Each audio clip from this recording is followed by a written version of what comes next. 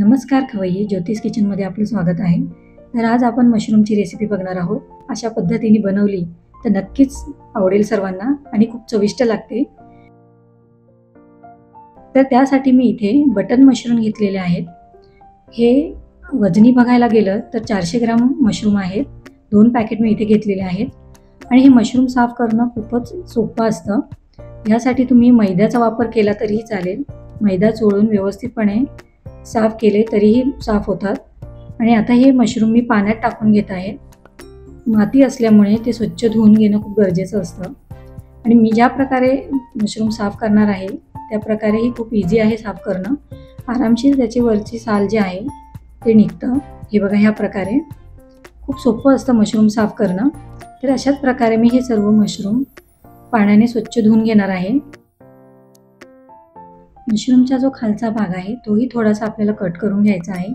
थोडासा कडक असतो तो, त्यामुळे शिजायला थोडा वेळ लागतो. तर अशा प्रकारे आपल्याला हे मशरूम साफ करून घ्यायचे आहे. सुरीच्या साहाय्यानेही तुम्ही आरामशीर वरचे जे साल आहे त्याचं ते काढू शकतात आणि एकदम पांढरे शुभ्र दिसतात साफ केल्यानंतर. तर अशा प्रकारे मी सर्व मशरूम साफ करून घेणार आहे.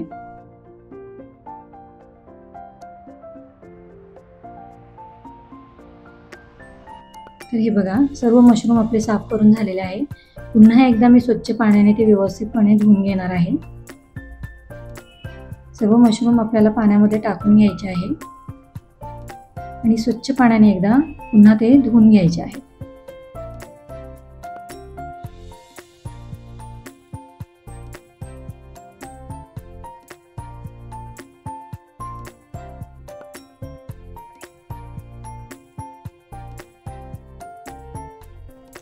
तर हे स्वच्छ धुवून झाल्यानंतर आपण एका चाळणीमध्ये काढून घेऊया, जेणेकरून जे पाणी असेल तर ते त्याच्यातलं निघून जाईल.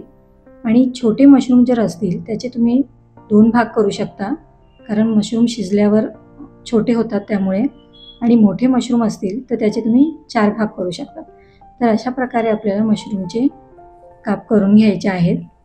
तर अशा प्रकारे सर्व मशरूम मी कापून घेतलेले आहेत. तर पुढचं साहित्य आपण बघूया. हे बघा, प्लेटीमध्ये सर्व मी काढून घेतलेले आहे. आणि आता आपण साहित्य बघूया. तर 3 हिरव्या मिरच्या घेतलेल्या आहे मी आणि अर्धा इंच आलं घेतलेलं आहे. 10 ते 15 मी लसूण पाकळ्या घेतलेल्या आहे. इथे एकदम बारीक चिरलेला मी टोमॅटो घेतलेला आहे. इथे 2 टोमॅटो घेतलेले आहेत मी. आणि मीडियम आकाराचे मी इथे 3 कांदे एकदम बारीक कापून घेतलेले आहेत. बारीक कापल्यामुळे आपल्याला परतायलाही वेळ लागत नाही आणि पटकन शिजले जातात. आणि पाव वाटी मी इथे क्रीम घेतलेले आहे. क्रीम आपल्याला रूम टेम्परेचरचीच हवी आहे.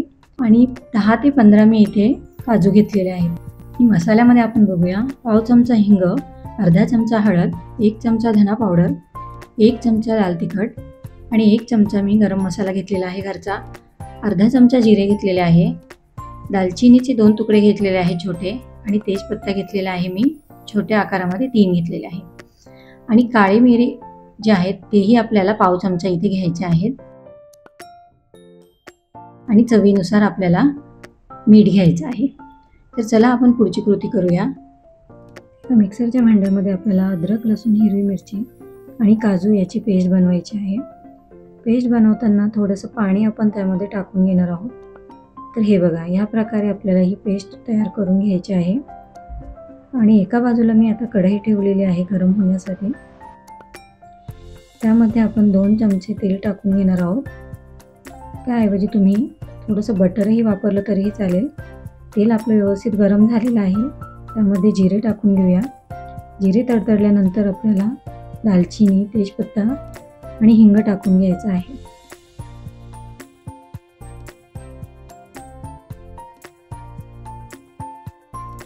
हे मसाले व्यवस्थित परतल्यानंतर बारीक चिरलेला कांदा टाकून व्यवस्थितपणे आपल्याला परतवून घ्यायचं आहे. परतताना आपण त्यामध्ये थोडंसं मीठ टाकून घेणार आहोत. मीठ टाकल्यामुळे कांदा लवकर परतला जातो. गोल्डन ब्राऊन होईपर्यंत आपल्याला कांदा परतवून घ्यायचा आहे.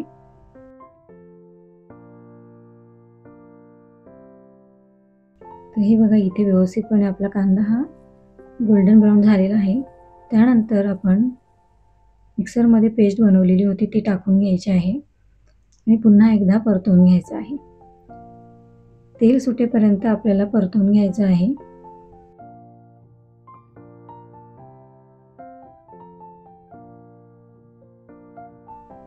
इथं आपला कांदा वगैरे पूर्ण व्यवस्थित परतला गेला आहे.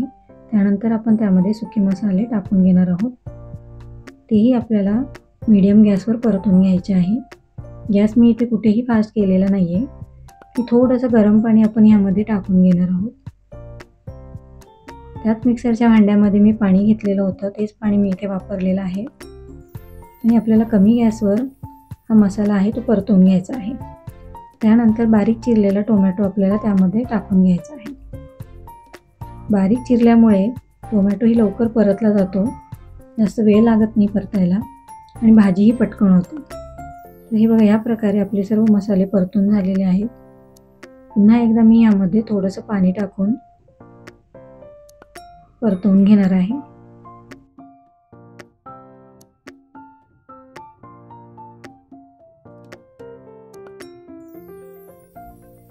यामध्ये मी काळी मिरी पावडर होती ती टाकून घेणार आहे. अख्खे काळी मिरी घेतलेले नाही आहेत, मी इथे पावडर घेतलेले आहे. त्याची चव खूप छान लागते भाजीमध्ये. 3 ते 4 मिनिटासाठी इथे आपण झाकण ठेवून परतवून घेणार आहोत. तर 3 ते 4 मिनिटानंतर हे बघा, भाजीला किती छान तेल सुटलेलं आहे. मीडियम गॅसवरच मी ही भाजी, जो आपला मसाला आहे तो परतून घेतलेला आहे.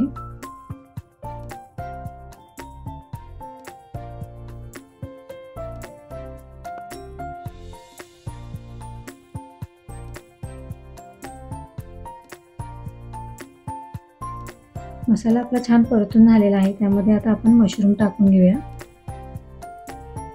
व्यवस्थित परतून घ्यायचा आहे आपल्याला, जेणेकरून मसाला जो आहे तो पूर्ण मशरूमला लागला गेला पाहिजे. या प्रकारे आपण परतून घेणार आहोत.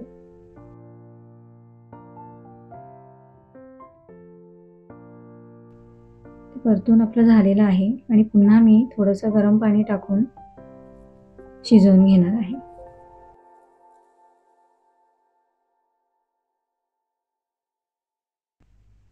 तर आपल्या भाजीचा सिक्रेट इंग्रेडियंट्स म्हणजे कसुरी मेथी. मी तुम्हाला याआधी मसाल्यामध्ये सांगितला नव्हता, तर आपण हा शेवटी टाकणार आहोत. तर याने भाजीची चव अप्रतिम लागते. तर मग कसुरी मेथी टाकून आपल्याला पुन्हा एकदा परतून घ्यायचं आहे.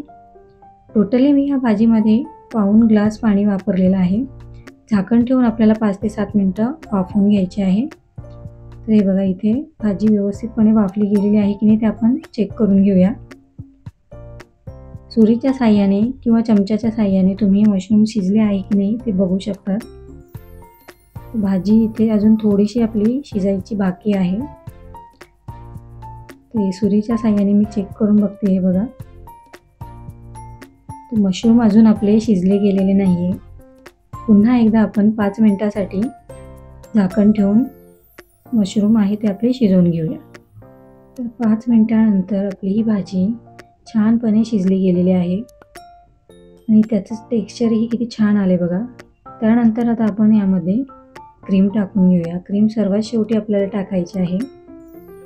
गॅस मीडियमच ठेवलेला आहे मी इथे. आणि क्रीम टाकताना रूम टेम्परेचरचीच आपल्याला हवी आहे. थंड टाकली तर ती फुटण्याची शक्यता असते. आपली क्रीम टाकलेली आहे. त्यानंतर फक्त 2 मिनिटासाठी मी इथे झाकण ठेवून कमी गॅसवर शिजवून घेतलेली आहे. तर हे बघा, इथे आपली मशरूमची भाजी तयार झालेली आहे. दिसायलाही किती छान दिसते. अप्रतिम अशी ही भाजी तुम्ही घरी नक्की ट्राय करा आणि लवकर होते, चवीलाही भन्नाट लागते. हे बघा, मशरूमही आपले इथे शिजले गेलेले आहेत.